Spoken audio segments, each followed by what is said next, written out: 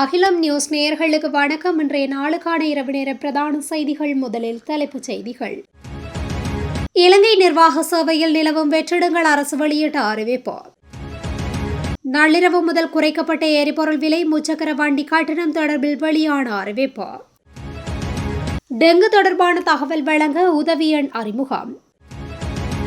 நாட்டில் வாகனங்களின் விலைகள் கடுமையாக உயர்வு, விற்பனையில் ஏற்பட்ட திடீர் மாற்றம். செம்மணி அச்சத்தில் பின்வாங்கும் அனுர அரசாங்கம், ஸ்ரீதரன் குற்றச்சாட்டு. அஸ்பெஸ்மோ பட்டியலிலிருந்து நீக்கப்பட்ட லட்சக்கணக்கான குடும்பங்கள். எல்னினோவால் இலங்கைக்கு ஆபத்து, எச்சரிக்கும் யாழ் பல்கலைக்கழக பேராசிரியர் பிரதீபராஜா. பதிவு செய்யப்படாமல் 5 அதிவேக மோட்டார் சைக்கிள்களுடன் சிக்கிய இளைஞர்கள். அவதானம், மீனவர்களுக்கு விடுக்கப்பட்டுள்ள கடும் எச்சரிக்கை. தாயுடன் சென்ற பாடசாலை மாணவிக்கு நேர்ந்த கதி, பொசன் நாளில் துயரம். தொடர்வன விரிவான செய்திகள். இலங்கை நிர்வாக சேவையில் 150 பேரை நியமிப்பதற்கான நடவடிக்கைகள் எடுக்கப்பட்டுள்ளதாக பொது நிர்வாக அமைச்சு தெரிவித்துள்ளது. இதன் அடிப்படையில் இந்த நியமனங்களுக்கான போட்டி பரீட்சை ஒன்றை விரைவாக நடத்துவதற்கு தீர்மானிக்கப்பட்டுள்ளது. குறித்த விடயத்தை பொது நிர்வாக அமைச்சர் சந்தனா அபேரத்ன தெரிவித்துள்ளார். அவர் மேலும் தெரிவிக்கையில், தற்போதைக்கு இலங்கை நிர்வாக சேவையில் அதிக எண்ணிக்கையிலான காலி பணியிடங்கள் உள்ளன.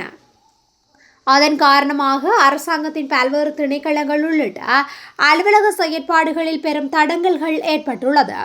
அதன் காரணமாக குறித்த வெற்றிடங்களை நிரப்புவதற்கு விரைவான நடவடிக்கைகள் மேற்கொள்ளப்படவுள்ளது. குறித்த போட்டி பரீட்சை முடிவுகளின் அடிப்படையில் தற்போதைக்கு இலங்கை நிர்வாக சேவையில் வெற்றிடமாக உள்ள பணியிடங்களுக்கு உரிய நியமனங்கள் செய்யப்படவுள்ளன.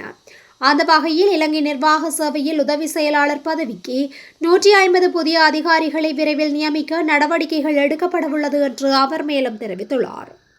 எரிபொருள் விலை குறைந்தாலும் பாடசாலை போக்குவரத்து கட்டணங்களும் முச்சக்கர வண்டி வாடகை கட்டணங்களும் குறையாதென்று அகில இலங்கை பாடசாலை மாணவர் போக்குவரத்து சங்கம் தெரிவித்துள்ளது. இலங்கை பெட்ரோலிய கூட்டுத்தாபனம் நேற்று நள்ளிரவு முதல் 2 வகையான பெட்ரோல் மற்றும் டீசல் விலைகளை குறைக்க நடவடிக்கை எடுத்துள்ளது. அதன்படி எரிபொருள் விலை குறைந்தாலும் வாகன உதிரி பாகங்கள் உள்ளிட்ட அனைத்து பொருட்களின் விலையும் அதிகரித்துள்ளதால் கட்டணங்களில் எந்த திருத்தமும் செய்ய இயலாதென்றும் சங்கம் மேலும் தெரிவித்துள்ளது.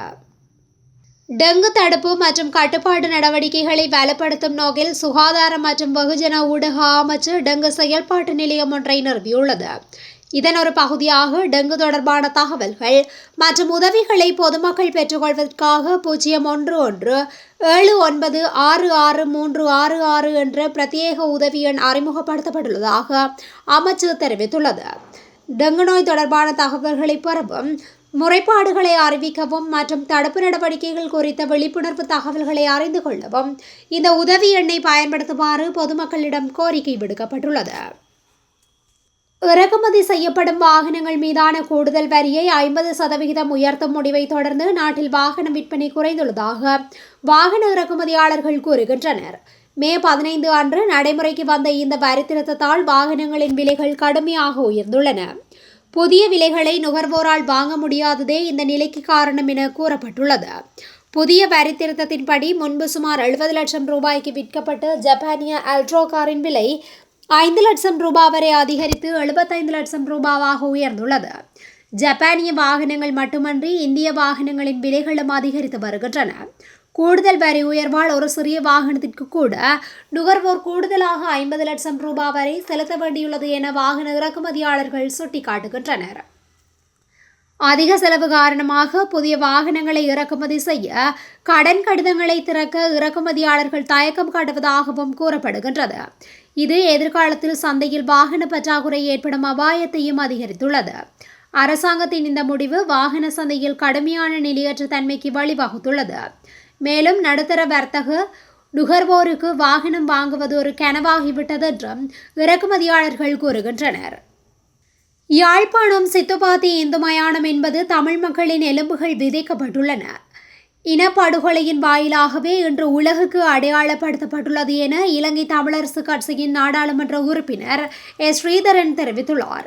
செம்மணி மனித புதைகுழி மற்றும் ஏனைய மனித புதைகுழிகள் குறித்து மரண தண்டனை கைதியான சோமரத்ன ராஜபக்ஷ குறிப்பிடும் விடயங்களை ஆராய்ந்தால் ஓய்வு பெற்ற இராணுவ அதிகாரிகள் உயரதிகாரிகளை கைது செய்ய நேரிடும் என்ற அச்சத்தில் அரசாங்கம் இருப்பதாக அவர் குற்றம் சுமத்தியுள்ளார். இதுகுறித்து தென்னிலங்கை பத்திரிகை ஒன்றுக்கு கருத்து வெளியிட்ட ஸ்ரீதரன், யாழ்ப்பாணம் சித்துப்பாத்தி இந்து மயானம் என்பது தமிழ் மக்களின் எலும்புகள் விதைக்கப்பட்டுள்ள இனப்படுகொலையின் வாயிலாகவே இன்று உலகுக்கு அடையாளப்படுத்தப்பட்டுள்ளது. ஏற்கனவே இந்த பகுதியில் பெருமளவிலான தமிழ் மக்கள் படுகொலை செய்யப்பட்டு புதைக்கப்பட்டார்கள் என்பதை மரண தண்டனை கைதியான சோமரத்ன ராஜபக்ஷ கைது செய்யப்பட்டிருந்த காலப்பகுதியில் குறிப்பிட்டிருந்தார். மரண தண்டனை கைதியான சோமரத்ன ராஜபக்ஷ செம்மணி சந்தையில் உள்ள கோயிலுக்கு முன்புறத்திலும் நல்லூருக்கு செல்லும் பாதையிலும் மனித உடல்கள் புதைக்கப்பட்டதாகவும் இராணுவத்தால் அவர்கள் கொலை செய்யப்பட்டதாகவும் தெரிவித்துள்ளார். ஆகவே இது மறைக்கப்படக்கூடியதொரு விடயம் அல்ல. உண்மையையும் நேர்மையுமான வகையில் இந்த விடயம் ஆராயப்பட வேண்டும். சோமரத்ன குறிப்பிட்டதற்கு அமைய செம்மணி பகுதியிலிருந்து இதுவரை 400க்கும் அதிகமான மனித எலும்புக்கூடுகள் மீட்கப்பட்டன. அதனை காட்டிலும் மேலும் 200க்கும் அதிகமான எலும்புக்கூடுகள் அடையாளம் காணப்படும் சூழல் காணப்படுகின்றன என்றும் அவர் கூறியுள்ளார். அஸ்பெசுமா பட்டியலில் இடம்பெற்றிருந்த சுமார் 4,25,000 குடும்பங்கள் இன்று முதல் பட்டியலிலிருந்து நீக்கப்படுவதாக கிராமிய அபிவிருத்தி, சமூக பாதுகாப்பு மற்றும் சமூக வலுவூட்டல் அமைச்சர் கலாநிதி உபாலி பன்னிலகே தெரிவித்துள்ளார்.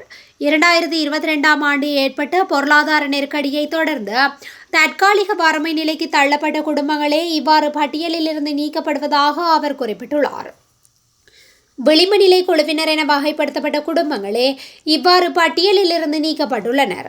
கடந்த டிசம்பர் மாதம் இக்குடும்பங்களை அஸ்பெசுமா பட்டியலில் இருந்து நீக்க தீர்மானிக்கப்பட்டிருந்த போதிலும் டிட்வா சூறாவளியினால் ஏற்பட்ட அனர்த்த நிலைமையை கருத்தில் கொண்டு மேலும் 6 மாத காலம் பட்டியலில் நீடிப்பதற்கு அனுமதி வழங்கப்பட்டுள்ளது. இதற்கமைய 4,25,000 குடும்பங்கள் இன்று முதல் பட்டியலில் இருந்து நீக்கப்படுவதாக அறிவிக்கப்பட்டுள்ளது. அஸ்பெசுமா பட்டியலில் இருந்த இடைநிலை பிரிவை சேர்ந்த சுமார் 4 லட்சம் குடும்பங்கள் ஏற்கனவே இந்த பட்டியலில் இருந்து நீக்கப்பட்டுள்ளன. இதன்படி மிகவும் ஏழ்மையான மற்றும் வறுமை கோட்ட பிரிவுகளை சேர்ந்த 10 லட்சம் குடும்பங்கள் மட்டுமே தற்போது நிவாரண பட்டியல்களில் எஞ்சியுள்ளதாக அமைச்சர் கூறியுள்ளார். அவர்களில் வறிய குடும்பங்களுக்கு 17,500 ரூபாவும், ஏழை குடும்பங்களுக்கு 10,000 ரூபாவும் உதவித்தொகையாக வழங்கப்படுகின்றது. இலங்கையில் அக்டோபர் முதல் டிசம்பர் வரை கனமழை மற்றும் வெள்ளப்பெருக்கு அபாயம் அதிகரிக்கக்கூடும் என்றும் யாழ்ப்பாண பல்கலைக்கழகத்தின் புவியியல் துறை பேராசிரியர் நாகமுத்து பிரதீபராஜா தெரிவித்துள்ளார். பசிபிக் பெருங்கடலில் உருவாகியுள்ள எல்னினோ காலநிலை நிகழ்வு வேகமாக வலுப்பெற்று வருவதாகவும் அதன் தாக்கம் இலங்கையிலும் ஏற்படும் என்றும் அவர் தெரிவித்துள்ளார். நாகமுத்து பிரதீபராஜா வெளியிட்டுள்ள அறிக்கையில் இந்த விடயம் தெரிவிக்கப்பட்டுள்ளது. அந்த அறிக்கையில் பசிபிக் பெருங்கடலில் சமுத்திர மேற்பரப்பு வெப்பநிலை மற்றும் நினோ 3.4 இண்டெக்ஸ் தொடர்ந்து உயர்வை காட்டுவதாக குறிப்பிடப்பட்டுள்ளது.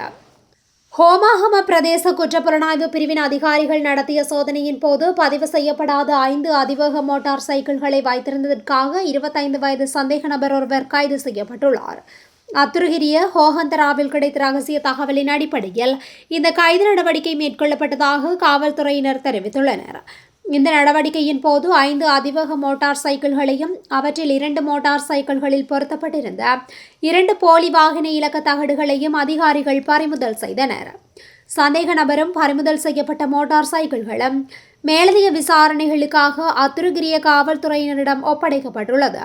சந்தேக நபர் ஹோஹந்தராவை சேர்ந்தவர் என்றும் இந்த சம்பவம் குறித்து அத்துருகிரிய காவல்துறையினர் தொடர்ந்து விசாரணைகளை நடத்தி வருவதாகவும் தெரிவிக்கப்பட்டுள்ளது.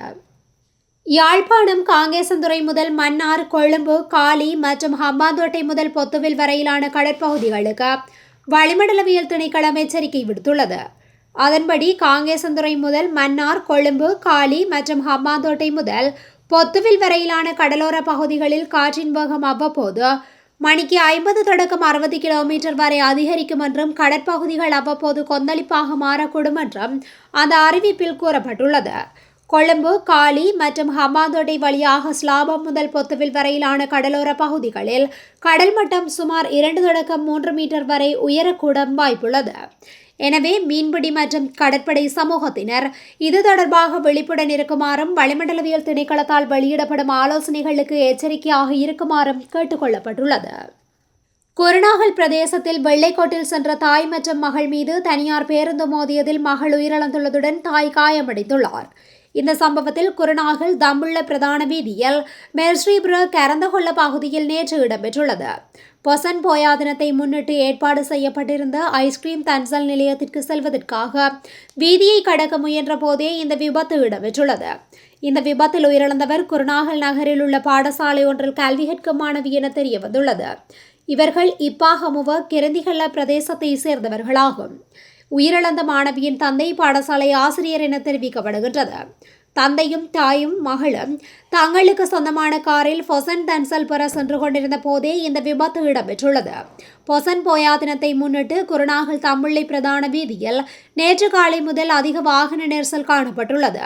இந்த நெரிசல் காரணமாகவே விபத்து ஏற்பட்டிருக்கலாம் எனவும் தெரிவிக்கப்பட்டுள்ளது. இத்துடன் இன்றைய நாளுக்கான இரவு நேர பிரதான செய்திகள் நிறைவடைகின்றன. தொடர்ந்து இதுபோன்ற செய்திகளை உடனுக்குடன் அறிந்து கொள்ள அகிலம் நியூஸுடன் இணைந்திருங்கள். நன்றி, வணக்கம்.